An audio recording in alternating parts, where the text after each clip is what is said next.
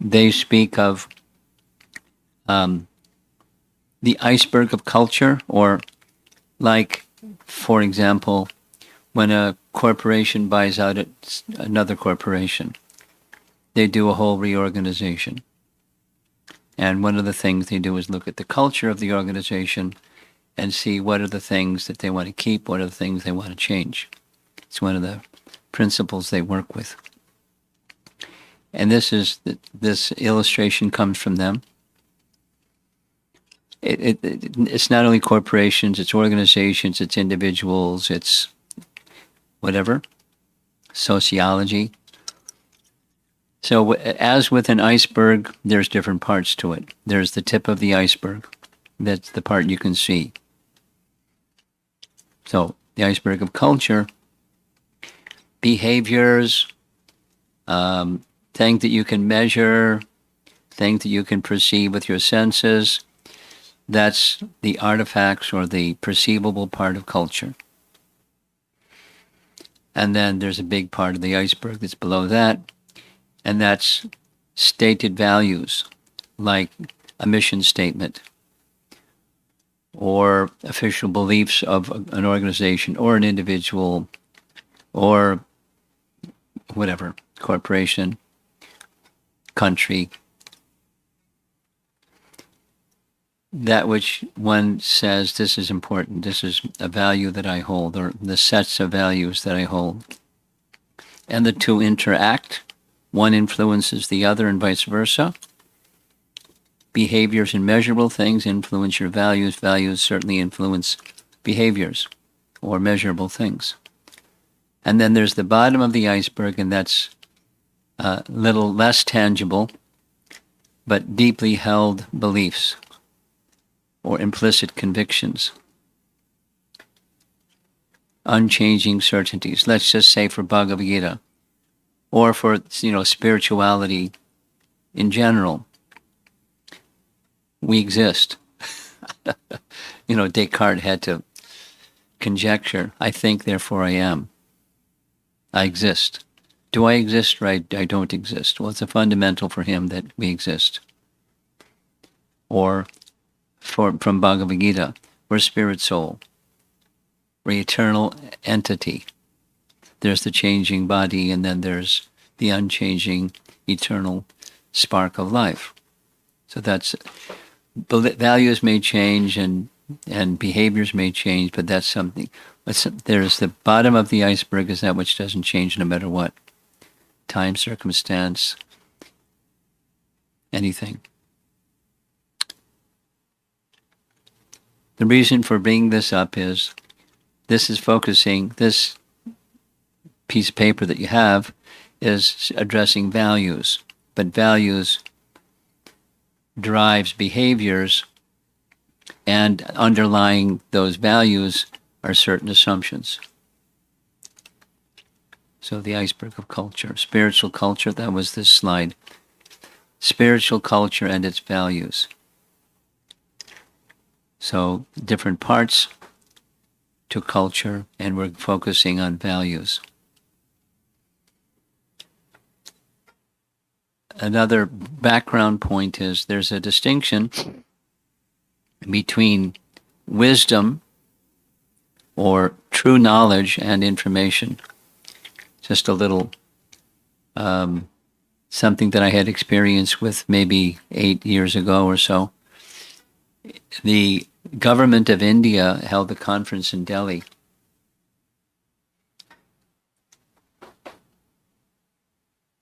And the conference was an education conference because the government felt we're not doing our job well. And so the keynote speaker, I wasn't there, but I was told by those that were there, said education in India today can be summarized in 5 words. Information, information, information, no transformation. We're not doing our jobs well. Because we're good at information, but we're not good at transformation. And real education means transformation. Vedic education or wisdom literature, and I've learned this from my visit to China, their wisdom literature is all about character and a matured stage of a civilized being.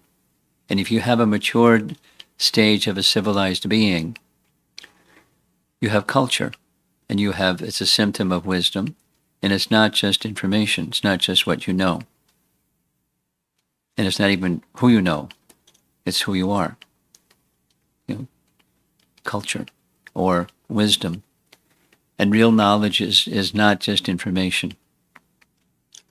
Here's another little anecdotal story, just to set the picture clear. I heard Srila Prabhupada describing during his earlier years, he was a chemist.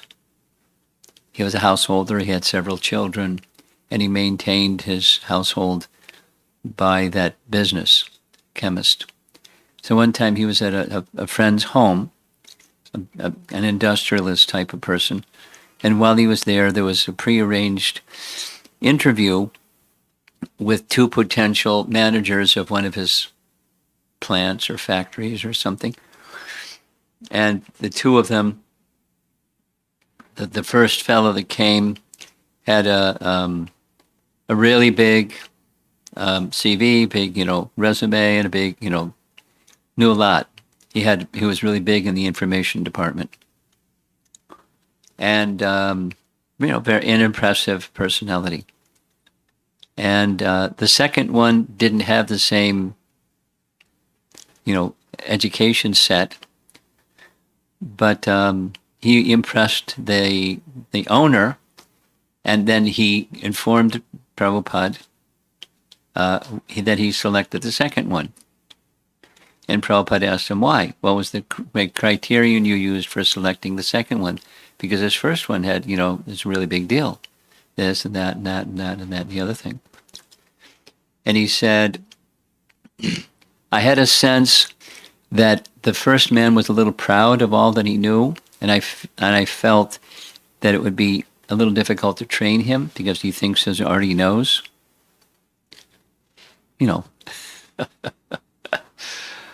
I know somebody that's an oncologist in the western part of the country, and one of their doctors had to leave his service and go elsewhere. So they brought in two doctors graduates from Stanford and two from Harvard, and they were really difficult. He told me, because his responsibility was to train them, as the substitute for. He said, but they thought they already knew everything. So he had to not unlearn things that they knew, but to go from rigid to here's our experience, here's the wisdom, and you've got the information. Great. They're a little difficult to train. That's what he told me. So the first man, he was a little proud. I didn't know if I could train him. And when he came in, he didn't close the door. Small thing, but he noticed it. And the second man, he doesn't have all the credentials, but I felt, his nature is the kind of person I could train, and he closed the door. Small thing. But, small things say something about culture. Or when there's a lack of culture, small things say there's a lack of culture. Cultured people are attentive to small things because it's an expression of, let's say, respect of the individual who you're interacting with. And when the respect is there, it's exhibited. When respect is absent, those that are cultured recognize it. So, Bhagavad Gita is not just a book of information. It has information. It has knowledge, but that kind. But it's wisdom. It's meant to awaken a more natural state of higher consciousness, and with that higher consciousness, higher values and higher behaviors. And that's what is practically seen. Here's another illustration that I like. and I use it in different circumstances. It's meant to illustrate liminal space. And I like the word liminal space because I didn't know what it meant the first time I heard it. So I had to get used to what it means. Liminal space means in between this and that. Kind of like teenage. You have two teenagers, and they're in a liminal space. They're between, dependent and independent. And they're not completely dependent and they're not completely independent, and they're in that space where it's really uncomfortable. And comfortable for them and uncomfortable for those that are trying to understand how to satisfy the needs of those that are in that liminal space. Limen is a Latin word that means, the application of the term is, for example, I didn't notice as we walked in, but usually when you enter a house, there's the outside and there's the inside, and there's a board that goes along beneath the door. So the door closes tightly, and it's neither inside nor outside. This is called a limen. It's a carpentry term. Or an architectural term is like a patio, or an outdoor hallway, or porch, or something that's neither inside nor outside. It's liminal space. Or I'll show you some images, I think. In sociology, they call it transitioning from, who you are today and where you want to be. Or you meet a challenge in life and you have to rise to the occasion of the challenge, and it's that liminal space is generally uncomfortable. It's like unknown, chartered territory that's unknown. You have an idea that's over there, and your experience is over here. And the tendency is to try to stay comfortable to get over there, but you have to venture out into the uncomfortable to get to where you want to be. And so there's books written about it. So that's what this is meant to say. The purpose of bringing this up is Bhagavad Gita teaches wisdom that we're not there yet. We may go, yeah, that sounds right. Makes sense. That was my first reading of Bhagavad Gita, at least the one that I could understand. And, I'm way over here and that's way over there, but it makes sense. And then the transition. So hearing what these values are, even the very first one that we're going to approach or touch on, it's not so far away that you just throw your hands up in the air and say, I'm never going to get there, so what's the use? But it's a value to move towards, and don't be intimidated by having to move towards it. The good news is, when you approach through the systems of yoga, then yoga means linking with the Supreme. Krishna is there to help. That's the good news. So here's the first of those 6 values that these Oxford University professors came up with. And it's right from a verse of Bhagavad Gita, Samadarshana, Pandita, Samadarshana. Samadarshana, Sama means equal, and Darshana means to see. So equal vision. Seeing things in this world with equal vision. And that can be a challenge. And challenge because we're not conditioned like that. We're conditioned to see differences. That's what intelligence does, right? That's what IQ tests do, is you can discern this from that. That's the function, by definition. Intelligence is discerning one thing from another thing. That's what IQ tests do. Study IQ test questions, and that's what they're after. What's the distinction? They show a series of 4 things, and what's the one that's doesn't fit the other 3 things? And they're tricky, but that's what the function is. Discerning differences. So there's differences in fruits, and differences in insects, and differences in birds, and differences in aquatics, and differences in animals. 2 different sets of animals. Lots of differences. So you can identify this and that and the other by its qualities. That's good. It's good to know the difference between a worm and an elephant, or whatever and a whatever. Something harmful and something helpful. And then amongst the human species, so many differences: culture, language, color, their national identities, and so forth. So many differences. And then between one individual and another individual, how they respond or react to different situations, or the same situation, you may get different responses to the same situation. There are differences from one individual to another. So the point is, different life forms, different people, different situations, different exchanges. So how are you supposed to see with equal vision? Especially you're a discerning person. You can see differences. What's the sameness? Bhagavad Gita has a suggestion or an answer. I like the graphic. At the bottom right corner, that's a key. And the upper right corner of that square is a heart, a lock in the shape of a heart. So it's the key to equal vision is the equality of all beings, where life is respected regardless of the differences. Life is respected with equal respect.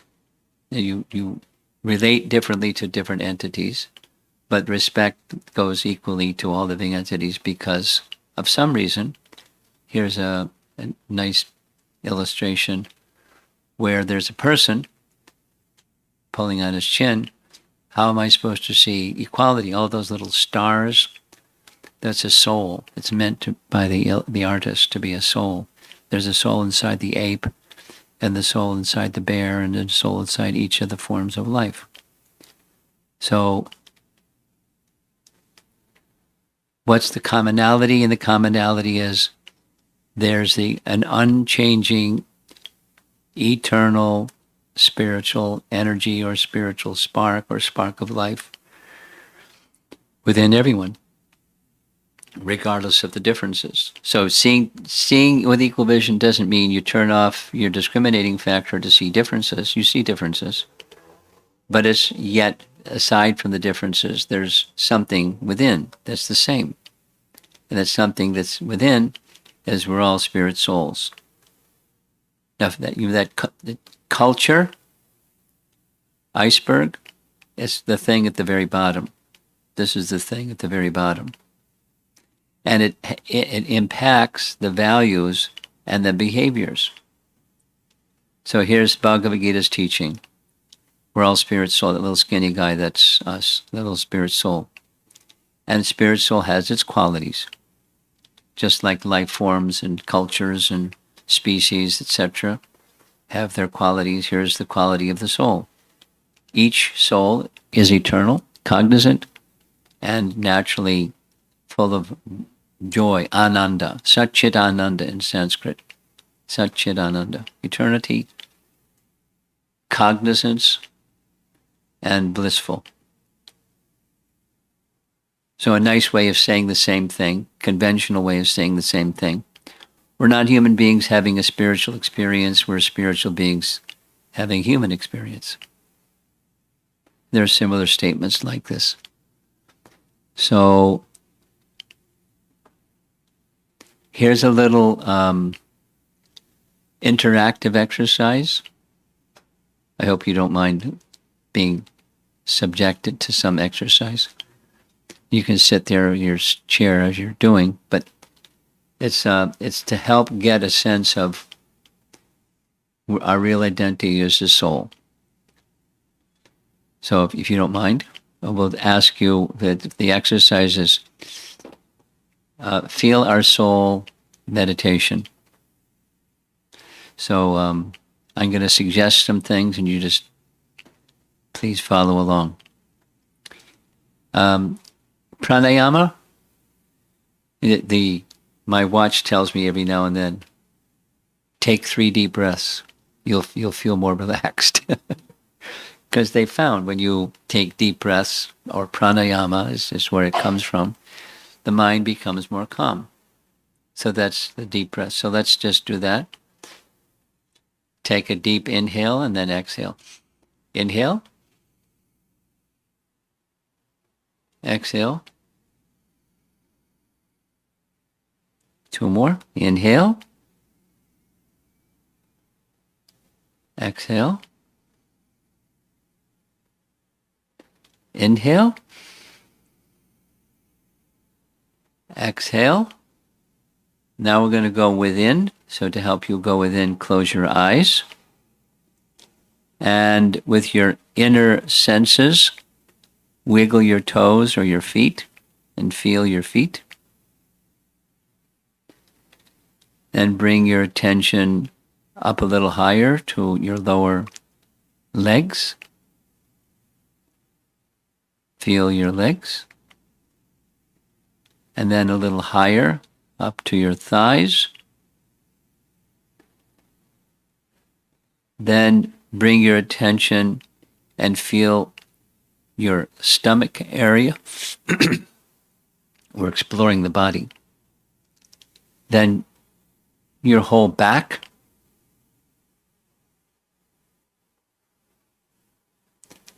Then move up to your chest, your shoulders and arms, and your face and head. So this is your body. But you're not the body. You're not the mind either, because within the mind, you can observe the thoughts and feelings in your mind, but you're the observer of the thoughts or emotions in the mind, and you're the observer of them, so you're not the mind or the thoughts and emotions in the mind. Continue, go within the region of the heart. We're going to find our real self there. Take a slow, deep breath and sit inside your heart. And that's where you reside, the spirit soul.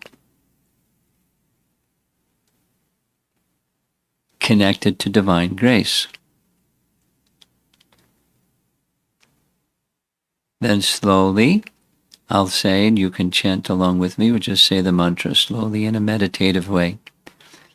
Hare Krishna, Hare Krishna, Krishna Krishna, Hare Hare, Hare Rama, Hare Rama, Rama Rama, Hare Hare. One more. Hare Krishna, Hare Krishna, Krishna Krishna, Hare Hare, Hare Rama, Hare Rama, Rama Rama, Hare Hare. So open your eyes.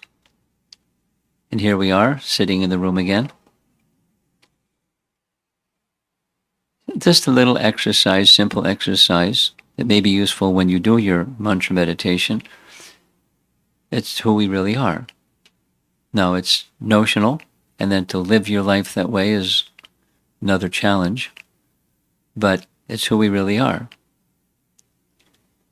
And the conception of self as the body or the mind is common, but it's not the teaching of Bhagavad Gita. Rather, there's a soul that sits within the region of the heart, and it gives life to both the gross and the subtle body. Say it negatively. When the soul leaves the body disintegrates. The integrating and conscious giving factor is the soul. And the Vedas teach us the size of the soul. It's very tiny. And the Upanishads, some of you know what the Upanishads are. It's the philosophical portion of the Vedas. It gives this measurement. The Sanskrit is there, but if you take the tip of a hair just the tip, very, very, very fine tip of the hair, divide the tip of the hair into 100 parts, and take one of those 100 parts and divide that into 100 parts. That's the dimension of the soul. Just to give you some idea. It doesn't have a physical measurement, but it's very tiny. And that same very tiny soul is the animating force in the elephant and the squirrel, or the ant and a hippopotamus, or something, some big creature. Same soul, different covering. And different coverings are there for the reasons mentioned in Bhagavad Gita. That's another teaching. But the covering is awarded according to guna and karma, and the soul is animating both. In fact, here's a verse from Bhagavad Gita that explains the living entity, thus taking another gross body, obtains a certain type of ear. There's an elephant ear.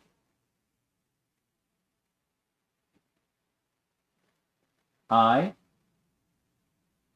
tongue, nose, and sense of touch, which are grouped about the mind. So mind is essential, along with the knowledge acquiring senses. That's how it's described in Bhagavad Gita. Knowledge acquiring senses are 5, just mentioned, and then they're grouped about the mind. And through the mind, we enjoy particular objects. Human form of life has well-developed senses in all 5 categories. And that's maybe an advantage and maybe a disadvantage, depending upon your consciousness. Can you see the screen okay? Because the contrast is not so good. Little difficult. It's okay.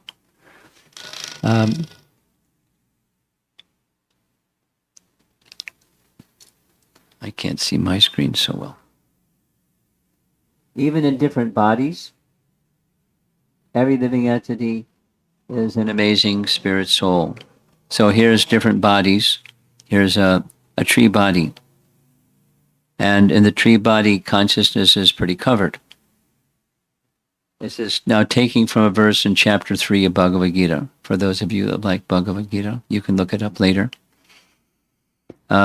According to the modes of nature, if the mode of ignorance predominates in a living entity's life, they may get the body of a tree, where it's compared to a person that's still within the womb of the mother, in the embryo stage. Consciousness is more covered than at a later stage.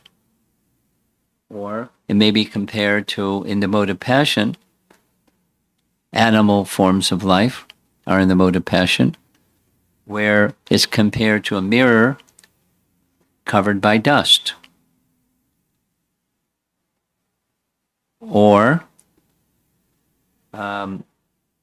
fire covered by smoke. Consciousness is covered in different degrees, guna and karma, as mentioned. You all know the word karma. So guna means mode.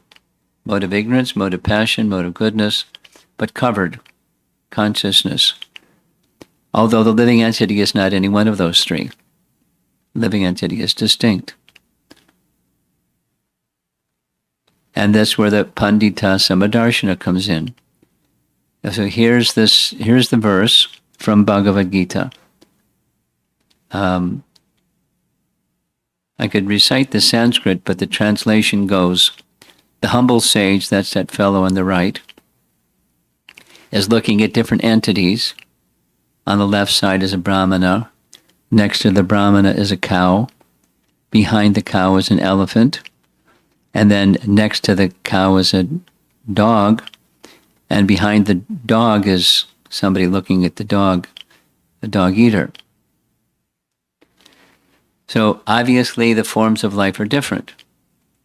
And so many other examples of difference of life form, or same as we touched on in the beginning. But within is a living entity. So seeing and relating to the differences, proportionate to or in an appropriate manner, different forms of life. And at the same time recognizing there's a spirit soul within. And when you recognize the spirit soul within, then you attribute personhood to that little monkey down there or the trees. You can get compassionate to the trees. Somebody sent me a link about, a group of people that are really into trees. Their art is related to trees, and they have feelings in relation to trees, and they feel that the trees have feelings in relation to them, and they're really, tuned into trees. But trees are living beings, and they have their right to life as we have our, natural rights. And we're not meant to intrude upon them, but to respect. Now, how to live your life depends on cultures and how people conduct themselves. There's one place I visit in Oregon. They have a city ordinance that you can't build a house and cut down. You can't cut down trees to build a house. You have to build your house around the trees. And if if they get a special permit to cut a tree, then they have to plant another tree. Very ecologically tuned in. But it's that's an extreme. But respecting life, because it's life. Like in your windowsill over there, there's a nice plant. So you don't just feed yourselves and don't water the plant. You have to water the plant. You nourish with affection, and things respond. There's I know this little history. Some time ago, there was a farm started in mid-Pennsylvania. It was Prabhupada gave it the name Gita Nagari. Gita Nagari. Anyway, the person in charge of the farm decided he wanted to gain acceptance by the other farmers in the state, so he joined the state fair. And one of the things that they have at the farm is lots of cows, so they entered the cows in the cow contest, whatever you call that, and every year they would win first, second, and third prize. And then the other farmers asked him, what's your secret? He said, I don't think you want to hear it. No, we want to hear it. He said, we care for the cows. Because we care for the cows, they give double or triple the milk, and they're very contented. And so they're healthy and this and that, and, but it's, that's why I don't think you're so interested, because dairying, for most people that are dairy farmers, means something else than protecting cows. So life reciprocates with how you relate to life. It's, not only in human beings. Forms of life reciprocate with how you care for them. It's like one of those things, some of you are aware of what Tulsi worship is. When you care for Tulsi nicely, she grows nicely. Something that Prabhupada said is you can tell about the spiritual wellness of any center by seeing how well is Tulsi doing. Because it takes devotion to care for Tulsi, not just watering and sunlight and those things. It's care. And then, so, when Samadarshana is active in one's life, then life around you responds. And conversely, it's also true. We're almost done.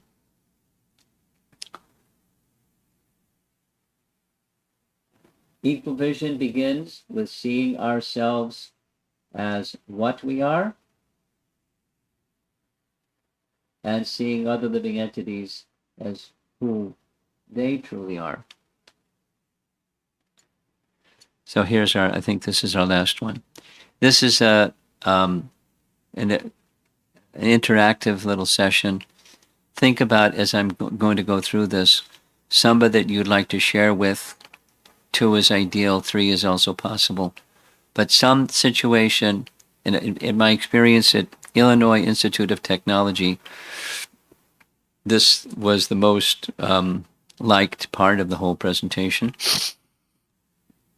So take it seriously. You might get something from it. Think of some circumstance in your life where you're not seeing with equal vision. You're seeing someone differently than that. Maybe they've been harsh with you, or who knows what. And then go through this little exercise of separate the thing that you're uncomfortable with about that person. Maybe it's a friend, maybe it's a family member, maybe it's somebody out there.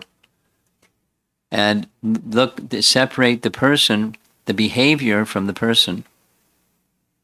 And meditate, think about the person covered in a certain package that's, makes you uncomfortable, or it has in the past made you uncomfortable and continues to make you uncomfortable.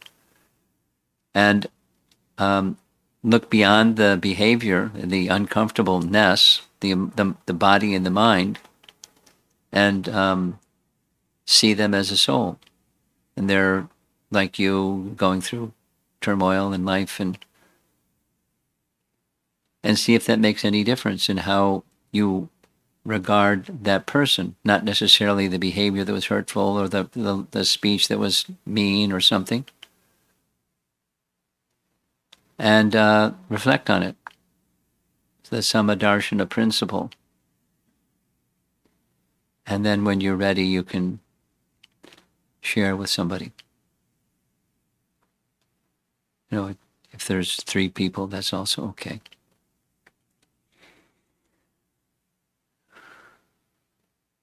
And then at the end, if you want, we'll see if people want to share.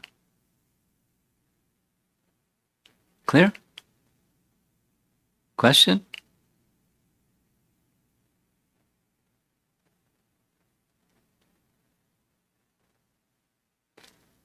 No, we're not going to do that now. So you think, and when you're ready, you turn to somebody and share.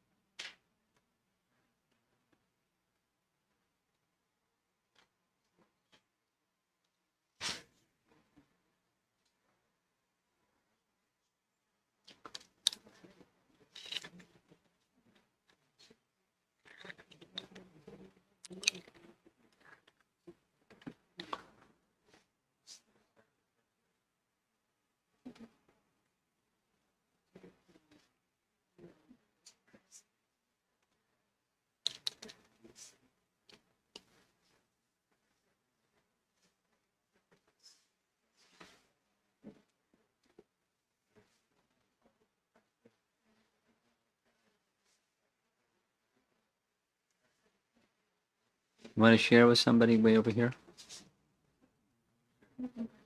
He's at the end, and he's just sitting there looking for a partner.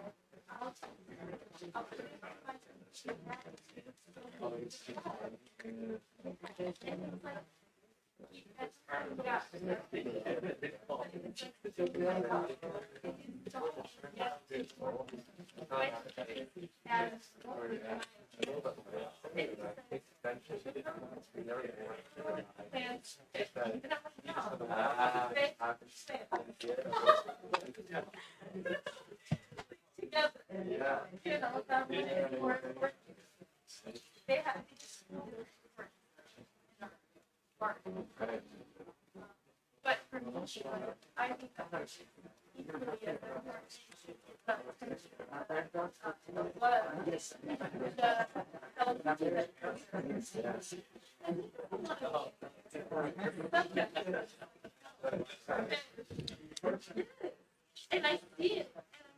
Torture. And I'm like, I will take care of this. Sure. You know? No, I don't even like this. I'm like, you know, yes.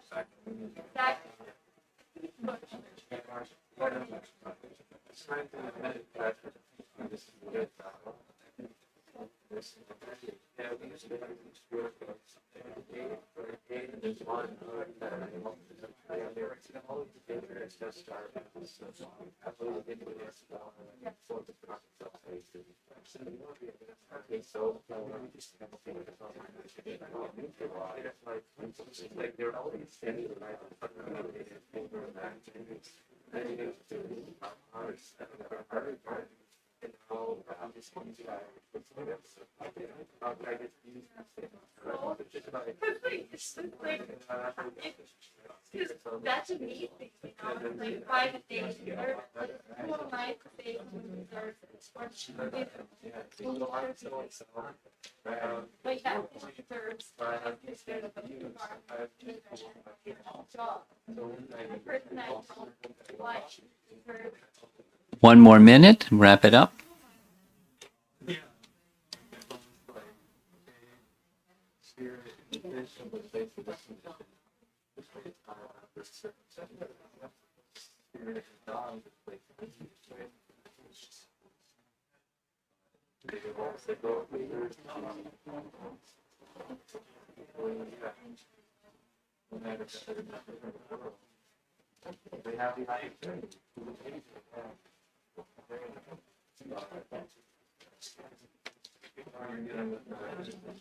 Okay. Okay.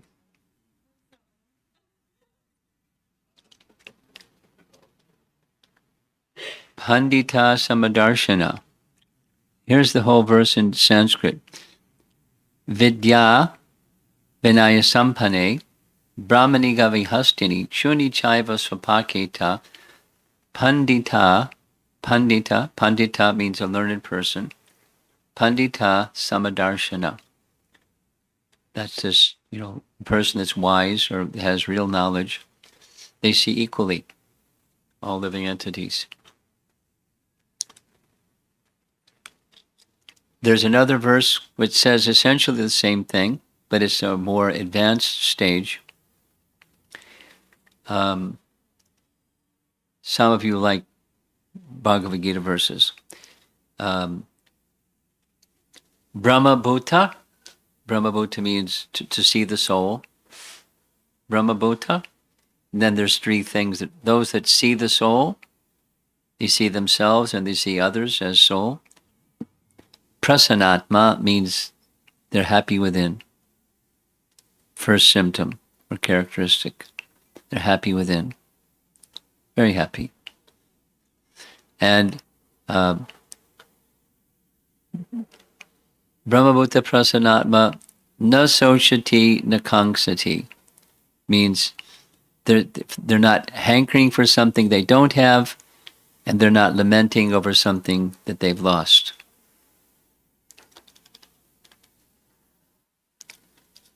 I'm sitting here thinking, gosh, my computer.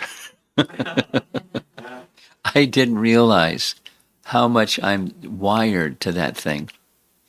And now it's kapoof. And, some attempt to restore the data that's there. It probably can be done, but let's see. And so I'm in this uncertainty space. So, na sochati, na kangsati. Neither hankering nor lamenting. Because what can I do right now anyways? I can do some things in the future, make better backup systems, but lamenting isn't going to help.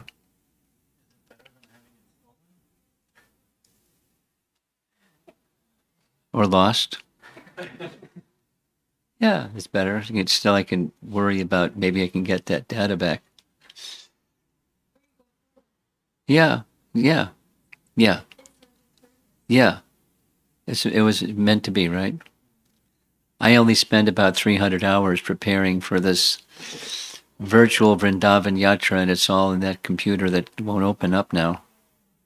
At least 300 hours. All that is pictures and stories and... Let's see. So, neither hankering nor lamenting. We'll take questions. I'm just going to wrap up. Then the third is samak sarveshu bhuteshu, same message, seeing all living entities equal. And then it's from that position, mad bhaktim, bhakti, devotional service, that from that position, pure devotion begins. Until then, it's struggling devotion, or tottering, or intermittent, or, that space that the liminal space that we know too well. Neither here nor there yet. But it's a value, samadarshana. So let's see, we'll take your question. Go ahead.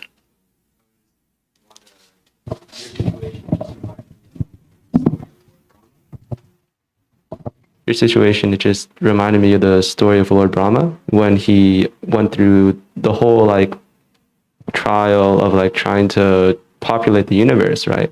And then he finally he goes through everything, right? Making the Rudras, the I forget the names, but just all these different generations, and it's not working out. He just throws his hat down. He's like, all right, it's just destiny. It's not supposed to work out. And then out pops Manu and then the female counterpart, right? Then they just populate the whole universe. And it just, Boom. boom, yeah, it just happens, right? And he puts in all that effort and he just surrenders and he's like, oh man. I just thought about that and I thought it was so beautiful, man. So nice. A modern day Lord Brahma story. Okay. Yeah. It's not like he threw his hands up in the air and said, okay, it wasn't meant to be. Yeah. Because it was meant to be and It he was knew meant it. to be, yeah. He knew it. It was meant to be. And so he just like the Swayambhuva Manu that came from his own body.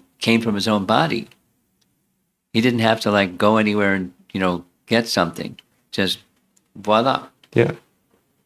And not only that, but his wife, voila. Yeah. And not only that, they were in their fully adult forms. Voila. Yeah. Uh-huh. So be it. Yeah. So he had the good news for him was he was already empowered. He had the Shakti to just make it happen. And it didn't happen first try, third try, but it was meant to happen. It Yeah. didn't happen. What's meant to happen, yeah. I was just thinking like, it just reminds me too how like all of like the reversals, right? If like Lord Krishna and all of his exalted devotees, right? It's just all these reversals. It's just always just so sweet, so relishable, right? Thank you. Yeah. Because some people don't like it. Really? Oh yeah, they're like, that's not fair. They're nice people, and they had reversals. They had difficult things they have to pass through. Like, that's not fair. Why do bad things happen to good people? That one. That one. Yeah. And it can be themselves, or it can be someone they know, and they see some good person, they have some troubles, or it can be themselves and troubles, and hey, what's going on? Yeah. But, you're fortunate you see it as sweet. Yeah. Because it is. Mm-hmm.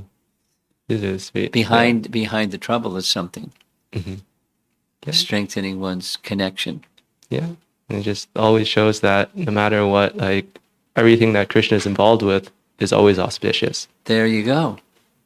You've been reading Prabhupada's books. Yeah. I can Hare Krishna. tell. Okay. Anyone else want to contribute something here? Yeah. Hare Krishna Maharaj.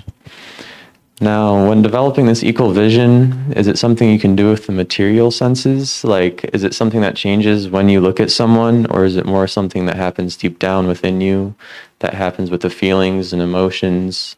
Do you understand what I'm trying? Yes, I do. Okay. It starts with theoretical. That's where it starts. For most people, unless they're already, Shukadeva Goswami people, it starts with something theoretical or notional or conceptual, and then you move towards that. And so you realign your mind and your senses towards that which is not yet realized, but conceptual, and you orient your lifestyle accordingly. And let's just take trees. We don't normally talk about trees, but, I'm looking out the window, I see a bunch of trees. And how to respect trees. You can think about the ways in which our life is dependent upon the ecosystem and the supplying oxygen and converting all those scientific things. But, even aside from that, just life and just to be respected. So I may not have been brought up and trained that way, but I can think that way and cultivate that way. And then side by side with the conceptual, this is where the other part that you brought up, let me do the business of making my heart clean, so those material conceptions and desires and whatever stuff gets cleansed. And then it starts to move towards the realization stage. And then when someone treats us harshly and our vision of them is clouded more, is the best way to handle this and uncloud our vision, still treating them with respect so that our behaviors uncloud this? Well, there's a starting point. The starting point that's mentioned in Bhagavad Gita is you tolerate someone steps on your toe. And you can say, ouch, that's okay. But, you tolerate. there's inconveniences, and there are people that have bad behavior because of their involvement with the material energy, which has been unfortunate, and through bad association they become bad, and they do bad stuff and say bad stuff. And the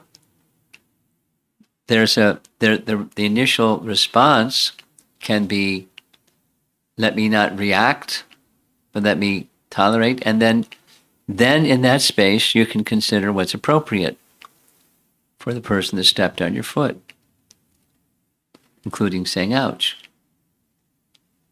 And and then whatever happens after that, they say excuse me, or they don't, or they want to step on your other foot too, or depends on. So events flow, and you can respond as is appropriate, but from a reflective rather than a reactive space, and that's a value that connects to a behavior, and that what supports both of them is the spiritual conception of life. And then comes everything else, all the variety that life presents in the moment to moment. Thank you, Maharaj. Yeah. Hare Krishna. It's a cultivation of a lifestyle. It's next to you. You have something. Hare Krishna. Is the purpose for these challenges, these interpersonal challenges between different life forms and accepting them, really for our own spiritual growth? You have something in mind specifically? I don't think so. Okay. Yeah. Because, when somebody is presented a challenge, right, that's the personal thing. Yes. There's two very personal relationships happening, but they're intertwining. Yes. Yeah. There's multiple lessons in every exchange. One of the lessons is that person over there is an instrument of my past karma. Here comes good fortune, here comes ill fortune, here comes an act of aggression or something hurtful. This is due to something I've done in the past. Right. They're simply the instrument. I don't blame the instrument of my own karma.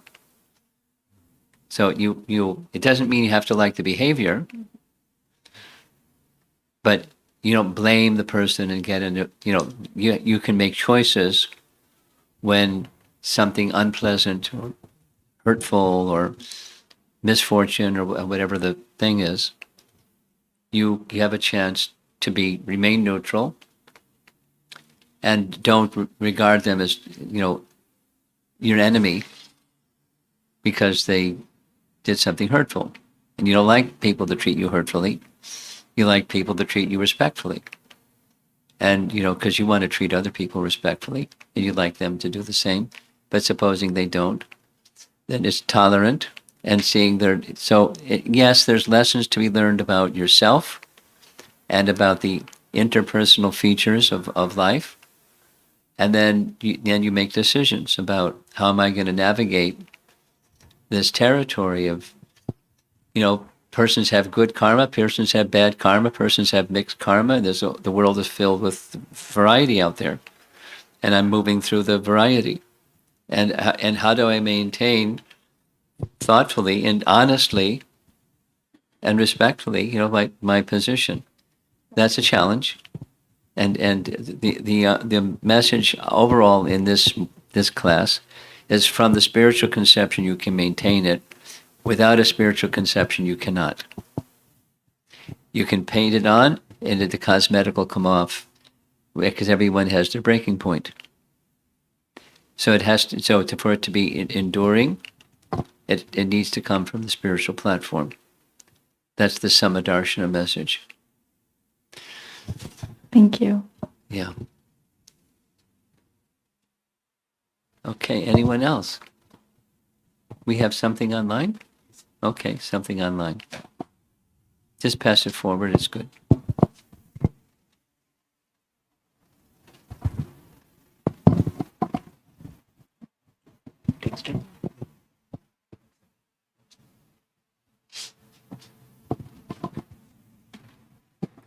Hare Krishna Maharaj. This question is from Amara Devi Dasi. Can you please... That's his wife. Yeah. Hare Krishna Maharaj, the understanding that we are spirit soul is enough to have equal vision, or should we have realization of that fact?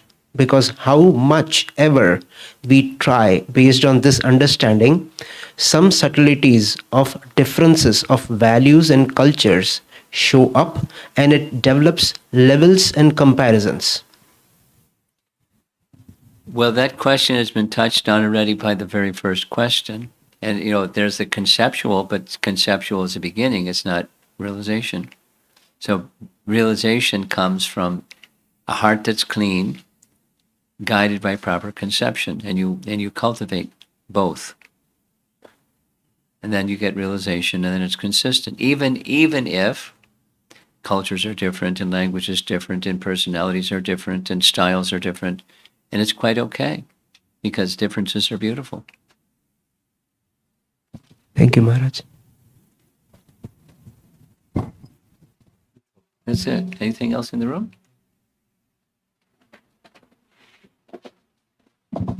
Okay. I'm pausing to see if something stirs.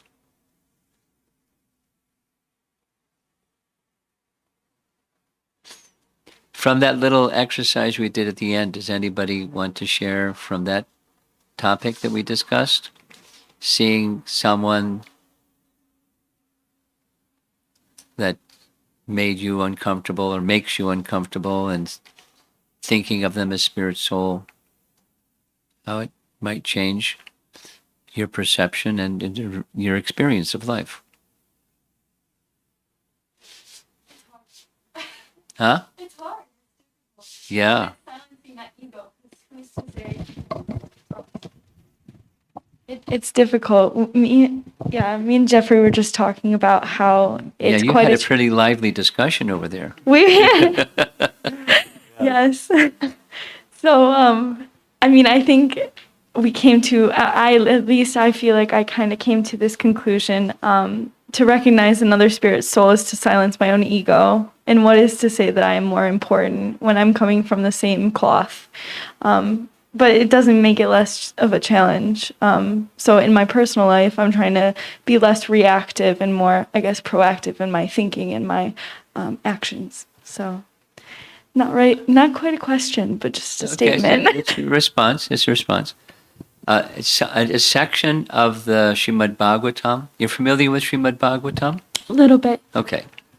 There's a section that you might, because if this is something that interests you or, stirs you, Dhruva Maharaj went through this 3 times. And it's not a really long section. It's a nice section. Little boy, his stepmother insulted him really badly. He didn't really understand exactly what she said, but he knew it was insulting.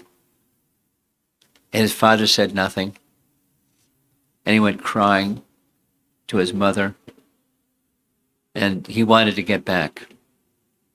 And his mother's advised, don't wish ill upon others, because wishing ill upon others means it's going to come back to you. And if someone has done ill to you, it's because you have done ill to them in the past. So don't go into that space. Instead, she gave some recommendation. Basically a spiritual pursuit. She knew that her son was a chivalrous little boy. So you want a kingdom. Go to Vishnu. And she pointed, go that way. Don't go that way. Go toward Vishnu.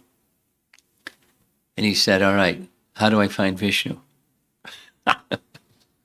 She said, I don't know these things. I know that sages, they go to the forest, they somehow find Vishnu. He said, very well, I'm going to the forest. Very determined.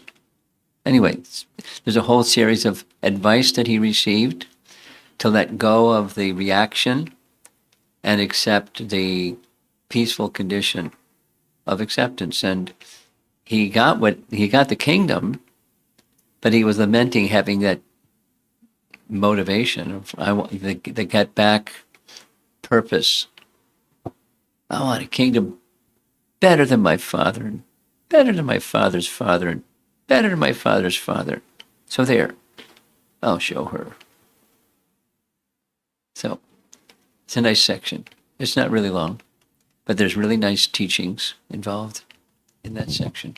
And that chapter is? It's Canto 4, chapters 6 through 9 or something like that. Thank you. You have a Bhagavatam set here. We're going to agree to, I'll let you know for sure which chapters. Sounds good. She's got a set of Bhagavatam. But you can also read it online. Yeah. Okay. Anything else? Okay, we're going to end. Thank you very much. Prabhupada Ki Jai. Hare Krishna. Hare Krishna.